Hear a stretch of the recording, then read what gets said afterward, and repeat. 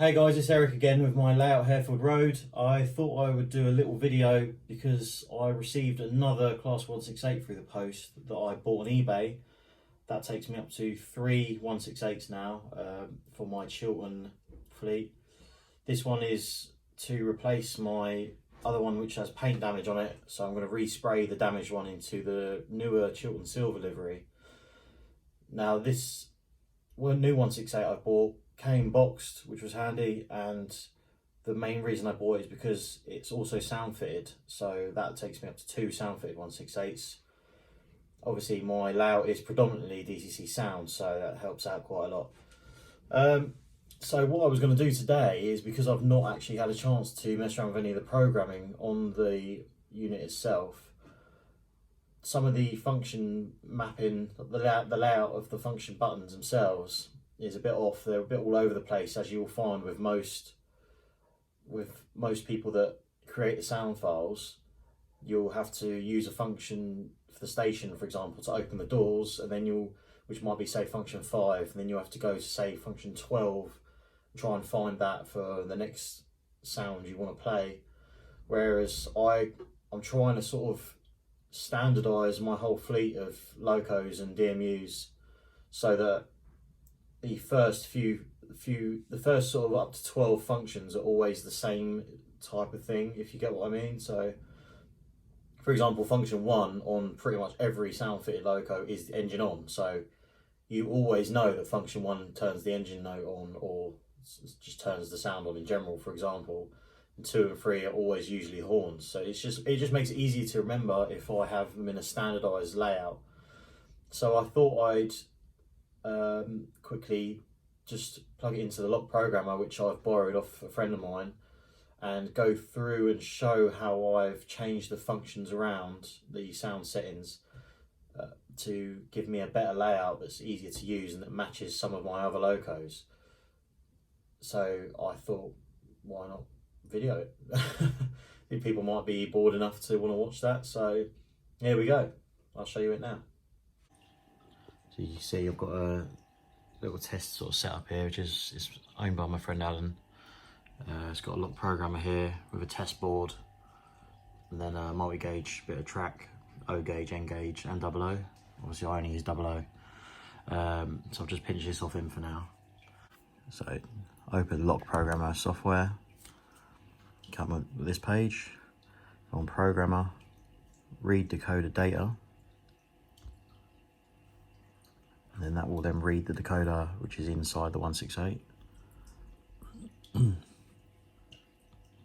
Takes a minute. Don't know why it does that, but hey. So that then comes up here. You can probably see it comes up with the address of the Loco, which is currently number 3 on the short address.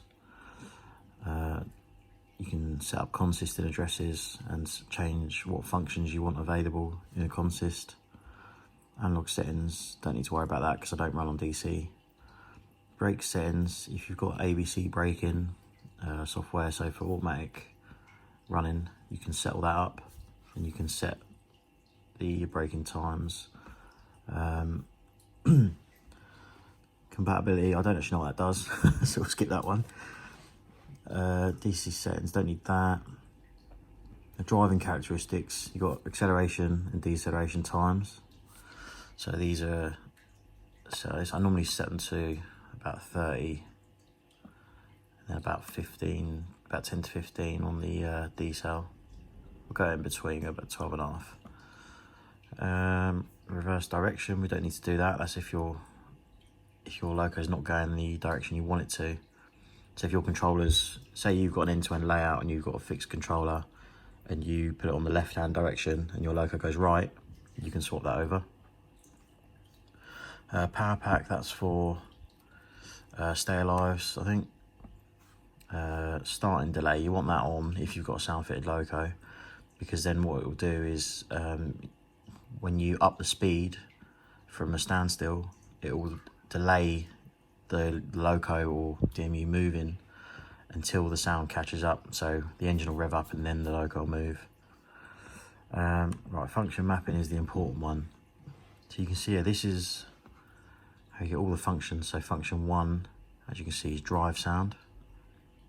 And you got 0, forward and reverse, front and rear lights. Obviously this is a centre car at the minute, so it doesn't matter.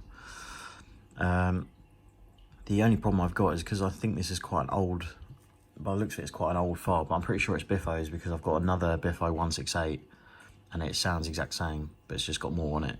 So I'm pretty sure this is an old Biffo file. But the problem is, on his newer ones, he labels what these sound slots are. So each sound slot is, say, so that one, sound slot 4, I've got them written down here. I went through and wrote them down before I started the video. So sound slot number 4 is the high horn. So what you want to do is, if you want to move the horn to, say, let's say for example we got 15 down here. If you want to put the high horn on function 15, then you go on the drop down on the sound menu, and then you enable sound slot 4, which is there. Click off that, and then that's that now on function 15. You can also, if you go to the left hand side, it's got conditions. Under function 15 you can put driving, you can put yes or no. So basically if you click yes now, that horn will only, if you then use function 15, the horn will only play if you're actually driving, so if the loco's moving. If you put no, it'll only play when the loco's at a standstill. So this is what you want to mess about with for doors. So opening and closing doors, you want to put driving no, for example, or guards whistle, things like that. Flange squeel, driving yes. But for this, which is a horn, you'd put ignore. Direction doesn't matter unless, if your locos are set up so they always run as a pair. So say if you've got a pair of class 20s and they're going to the left, you want the right hand side loco, you want it to ignore this horn in forwards mode. So basically it'll only play in reverse when the loco is leading. So that's another thing you can do if you're always double heading a set of locos. So things like 20s, maybe 37s, you pretty much always have them double heading, depending on your layout obviously. Then you can do that. So you just set them up so you'll have one where the direction is forwards and one is where it's reverse. You can set them up to suit so the horn will only play one direction. That's how they get to play on HSTs from individual power cars. So you haven't got the horn going from the rear power car when it's in reverse. So anyway, we'll just take that sound slot 4 back off again because we don't actually need it there. Physical outputs are here. You can see you've got, this is where you set up what function you want auxiliaries on. So aux 1 currently is, for some strange reason, set to function 4. Function 4 on this from standard is the doors opening and closing. So I think they've done that. So if you wanted to, if you look on the loco, you've got the door locking lights. If you wanted to put LEDs in these, the orange LEDs, then that means that when you press function 4, these LEDs will come on, and then they'll go off again when you disable it. So that's what you do there.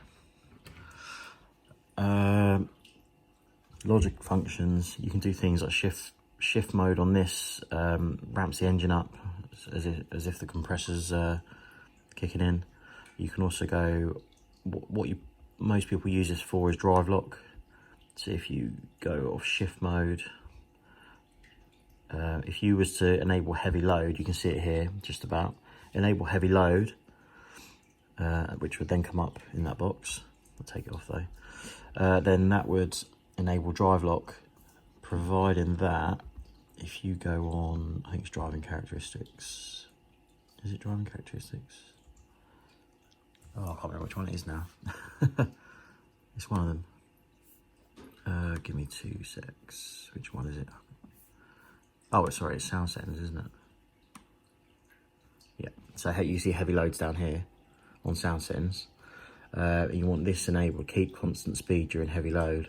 So that means that when you've got a heavy load enabled, you basically rev the engine up, but the speed won't change. So that's another thing you can play with. But anyway, let's get on with what we was actually doing. So if we go back to function mapping here, you see I've got all the standard functions. So currently, what I want to do is I want to change all this around to suit something that's a bit easier to use. So the current setup is function 2 is a high horn, function 3 is a low horn, 4 is doors opening and closing, 5 I think is a brake sound. I can't quite make it out because it's a bit quiet. Number 6 is the cab door. 7 again is that shift mode that I spoke about. Compressor speed up is what it sort of represents. 8 was nothing on the standard file. Number 9 is flange squeel. Again, I said that you want to enable that only when you're actually driving. 10 is guard whistle, that you want enabled only when you're at a standstill. 11 is guard buzzer. 12 is, I think, a cab light switch. So obviously it's a bit of a mishmash of ways of doing it. So this is the way I generally do it, depending on how many functions you've got, obviously. But this is the general layout that I use. So engine and horns are in the same place, high and low. Number 4 is always the brakes on mine. Number 5 is the doors. So my idea behind this is you come into the station, you know 5, 6 and 7, 5, 6, 7 and 8, sorry, on a DMU are always your functions you'll have in a station. So you come into the station, you'll press number 5 for the doors to open. You'll then wait a little while. You press 6 for the guard's whistle when he wants the doors to close. Then you'll press 5 again for the doors to close. Then you'll press 7, which is the guard buzzer, which signifies to the driver that the doors are closed and he's ready to go. And then you either drive off, or you can use number 8 for the compressor to speed up the engine, to build up your air. Past that, once you've got driving, number 9 is flange squeel. And then what I do here is I put auxiliary 1 on function 10, auxiliary 2 on function 11. I do this because a lot of controllers, the functions only go up to 12 before you have to change into a submenu. So this makes it a lot easier. And generally you won't use a lot of the other functions past sort of 12 anyway. So you'll use the horns a lot, and you'll use the station stuff quite a lot. Past that you don't really use much, so I keep them on sort of 13 and above. So I'll just leave them free. So yeah, so I'm going to change them around now. So if I bring you back into the laptop.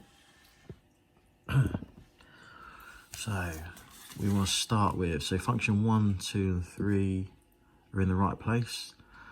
Function 4 is currently the doors. But we want function 4 to be the brake noise, which is sound slot 7.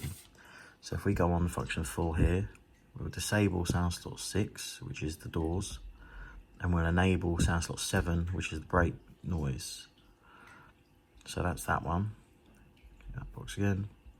I've got function 5. Oh, sorry, on 4, we now want to take aux 1 off as well. So remove that. So now if we go to 5, we want to put the doors on 5, like I said before. So we'll put aux 1, number 1, output 1 on function 5 instead. Then go across the end, take number 7 off, which is the brake noise, and put sound slot 6 on, which is the doors opening and closing. So down to here now we've got engine, high horn, low horn, braking noise, then doors. So that's fine. So now function 6, I want on guard's whistle. The guard's whistle on my sheet that I wrote down is sound slot 8. Sorry, no, it's not. It's sound slot 12. So disable sound slot 8. Come down. Sound slot 12 on.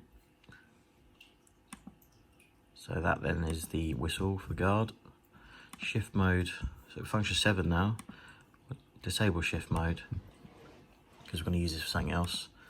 Function 7 we want on guard's buzzer. Now that is sound slot 13. So go down to 13. There we are. Function 8, I'll put on the compressor speed up. So on logic functions, I will put that on shift mode as it used to be on number 7. So hopefully that will then transfer across that engine revving up noise to function 8. Number 9, variable speed flanges, so flange squeel. I always have that on function 9 anyway, so that can stay there. Function 10, I want auxiliary 1 and the cab switch, cab light switch, which is number 14. So we'll get rid of number 12. Enable 14. And, well, I usually use it on auxiliary 1. So what I'll do is, yeah, 10 aux 1. Right, so I'll put 10 as aux 1. And because I've not wired these door lights in yet, I'll change these to aux 2 instead. So then when I do wire them in, because I probably will do it at some point, then that means aux 2 will enable the door locking lights. So function 10 is auxiliary 1 and the cab light switch for if I put cab lights in, because I usually do cab lights on aux 1. Function 11 I normally have as aux 2, but we've already obviously used aux 2 there, and it's only a V4 decoder, so a standard they only come with two aux outputs anyway, because the other two are logic based. So I might actually just leave that. I'll leave, oops, what's happened there? I might just leave function 11 blank for now, and then I can sort that out at a later date. But what I will do is I'll take the sound slots off of that. So at 10, 11 done, because obviously if I start putting a sound slot into function 11, where all my Locos have function 10 and 11 as aux 1 and aux 2, then it's just going to confuse things, so I'm better off leaving it blank. 12, the cab door, open and close, that is on sound slot 8, so let me just change that one to 8, and then take off 14, there. And 15, we just, I don't even know, I couldn't even work out what 15 was, it's just some sort of clunk, so I'll just leave that where it was, because it's the next one anyway, so it doesn't matter. Alright, so that's the sounds done. What we want to do is just come across now to here, and we want to choose which ones we want working when you're driving or not. So, we've got the engine noises, doesn't matter. Horns, doesn't matter on a DMU. That's fine because the speaker's in the middle anyway, it's only one decoder. Braking noises, that doesn't really matter, because you can apply and release the brakes when you're going or when you're at a stand. Doors now, so F5 is the doors. So driving, we don't want the doors opening when you're driving, so we'll click no on this box. And if you look, it says stop. So when you're stopped, it'll be operationable. Be able to operate it, sorry. Function 6 is more station stuff, so that is the guard's whistle. Again, driving no. Function 7, that's the guard's buzzer. Again, driving no. Function 8 is shift mode, which was the compressor speed up. I'm going to put that driving no, because you're not really going to be listening out for that while it's going along. I've never been on one of these and heard them going to compressor speed up mode for building air while they're going along, because normally you've got the revs up anyway, so you want to ignore that. Function 9, which is flange squeel, you're not going to get flange squeel while you're at a standstill, obviously. So we'll put driving yes, so then it comes up drive F9, so that's fine. Function 10 is aux 1 cab lights. For now, because I've not put any LEDs in, I'll just leave it as it is, and then if I decide to put lights in later on, I can program it. So what you would do if I do end up putting these on cab lights, then I'll put it to not driving, and then I'll go into function outputs, which is here, and you can change auxiliary 1 so that it fades out when it turns off. So what that would do is then give you a cab light which comes on at a stand, and when you start moving with the Loco, they'll fade out. You can also set a delay and all that. So they're quite good fun to mess about with. The others, so 11 would have been aux 2 if we were using it, we're not. 12 is cab door. Driver can't open his door when he's going along on these units, not modern technology, so driving no. So there you go, that's the function list that we've got now. So it's completely mixed up in a different way now, but it's how I like it. So we've gone function outputs, that's what I was just on about, the cab light switch. So what I will do is, because I like to run my lighting on DMUs off a single decoder, just using jumper plugs in between the coaches. We've got front light here. I like to give them a delay when they power on, about 8. Power on delay about 8 seconds, power off delay about 4 or 5, about half. What this then does is, when you first turn the cab lights on, the headlights on, you'll flick the switch, or you press the function. The headlights will then be delayed turning on. Now, when you first do it, obviously it doesn't matter, and you'll just think what's going on. But the reason I do this is when you then change direction, you won't instantly switch all the lights over at once. So what will happen is you'll change direction. The tail lights will turn off after a second or two. Then after a bit longer of a delay, the headlights will turn on. So that then simulates a driver getting in and doing it individually. What I also do is, if I do have a cab light, I'll set it on in between these. So when you change direction, the cab light will turn on, then the headlight will turn on, for example. So it just looks a bit more realistic. And these are already set to dimmable headlights, but I want them to fade in and out because it looks a bit nicer. And they need to be on LED mode because I'm fitting LEDs. So I'll do the same with the rear lights. So 8 and 4. Fade in and out. LED mode.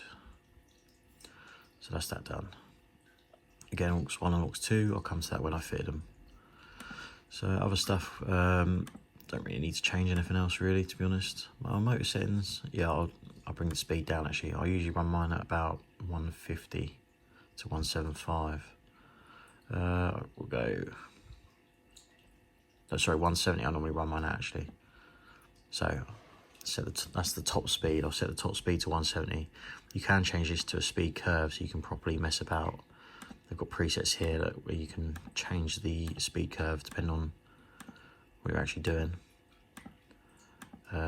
This also affects how the sound plays.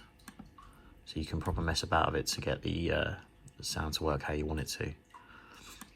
But for this, linear, I'll just put it on linear because it's easier.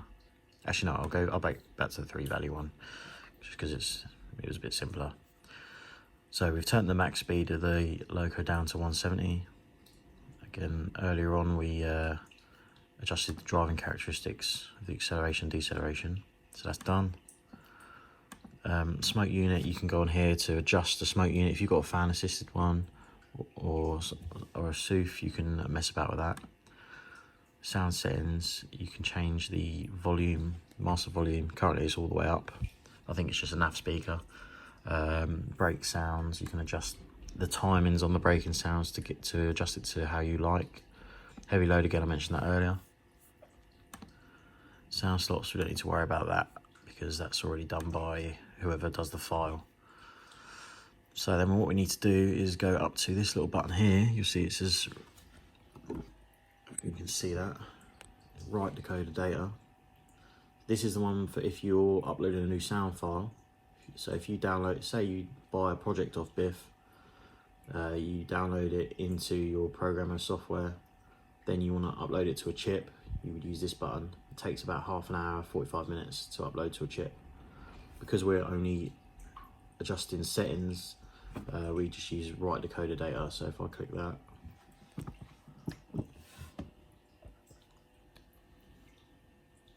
you can choose whether you want this to now be your default. So if you set CV8 to 8, then that will become your default setting. So I won't click that yet because I just want to test it out and make sure everything works as planned. So we'll just go next.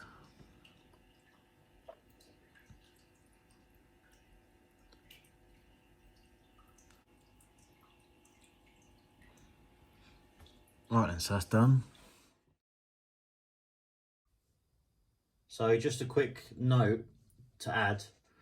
I'm sure I mentioned this before, but I haven't got round to fitting lights on this yet in either of the DM cars. So just bear in mind, there's no lights on the unit, but it will come in due course. I've got quite a lot of lighting to fit on Locos and DMUs, so you just have to bear with me with that. But anyway, let's have a couple shots of it running and try the sound out. As you can also see, I've got my lighting on the layout set now, using DigiKey's lighting controller, so it goes through morning, evening, night time and daytime, which is pretty cool. So let's fire it up.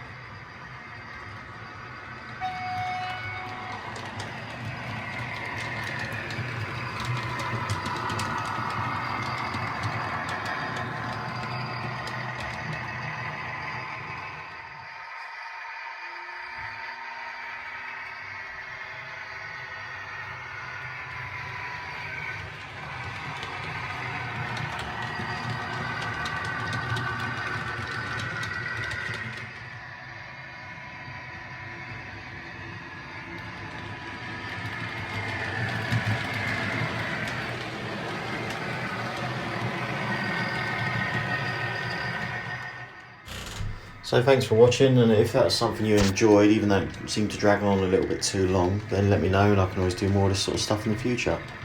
So thanks for watching, and I hope to see you soon. Cheers.